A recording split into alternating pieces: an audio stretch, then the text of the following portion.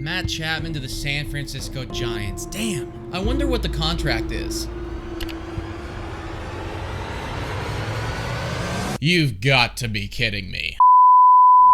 What's up, folks, and welcome back to the channel. Matt Chapman has finally signed with a team, taking him off of the free agency board, and the contract that he has signed has Jays fans absolutely pissed at Ross Atkins. In this video, we're going to talk about that. We're also going to talk about how Ross Atkins and the management completely botched this entire Matt Chapman situation, and then closer to the end of this video, we're going to talk about how the handling of this situation might come back to seriously haunt Ross Atkins later down the line. Before we get into it, I encourage you guys to hit the like and smash the subscribe button if you enjoy Blue Jays content and discussion so you don't miss any future videos. All right, folks, let's get into it. So Matt Chapman, the now former Toronto Blue Jay, has signed a contract with the San Francisco Giants, effectively closing the door on any possible reunion with the Toronto Blue Jays. The contract that Matt Chapman signed is a 3-year deal worth $54 million that will pay him $20 million in his first year and then grants him 2 player options in the following years if he wants to hit free agency again and potentially get another bigger payday. Now, frankly, this deal is an absolute steal, considering that Matt Chapman was far and away the best available third baseman on the open market. And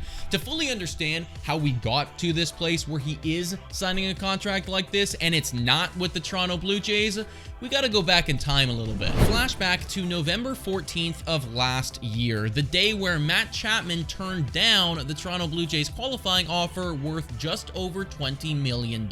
If it wasn't already clear by this point, then Matt Chapman turning down that offer just further cemented the fact that he was looking to hit free agency and get a big payday. And rightfully so. Even though Chapman's offensive numbers with the Jays could have certainly been better, he was still an above average hitter, and defensively speaking, he truly is one of the best. Now, for the Jays, this definitely sucked because looking at the depth chart, there wasn't any, and I mean, frankly, still isn't anybody on the team that you can slot in at that third base bag and feel super comfortable with for the whole season. And this is where Ross Atkins stepped up and tried to shoot his shot. On the same day Chapman turned down his qualifying offer, an article came out discussing how Matt Chapman turned down a previous extension offer from the Jays. It says it isn't known exactly when the Jays made the offer or how much was on the table, though Mitchell indicates that Chapman passed on more than $100 million over the span of a 4 or 5 year contract. Now, when this report came out, I had mixed feelings because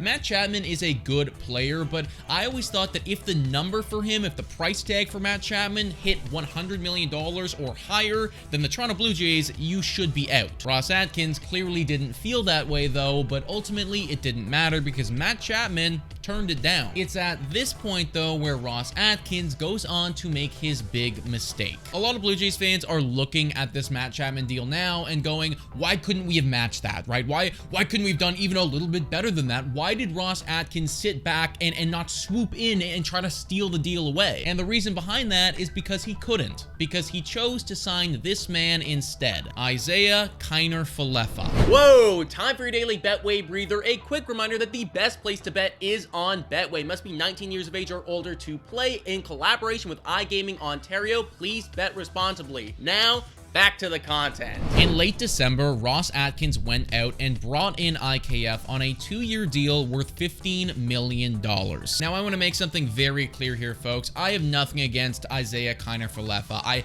want him to succeed. I want him to do well. I want him to have a great year. But from the second that this contract was revealed, it never made any sense to me at all. Not only does it feel like a gross overpay considering IKF put up a 0.1 WAR last year, but because it's a 2-year deal and because the average annual value is so significant at $7.5 million a year, Ross Atkins effectively took the Toronto Blue Jays out of the Matt Chapman sweepstakes in late December. I mean, think about it. If you're Ross Atkins, how would you go and approach Rogers Communication Company, the people who are going to be fitting the bill for these players, and ask them for money to sign Matt Chapman after they've already given you money to sign Isaiah Kiner-Falefa. They're going to look at you and say, what the hell did we just spend $15 million on if now you're going to go out and spend more money on a player to play that exact position? The second that the IKF deal was inked with the team, Ross Atkins had made his decision and he was out on Matt Chapman. So just to recap, Ross Atkins initially overvalued Matt Chapman to a point where he was going to give him over $100 million,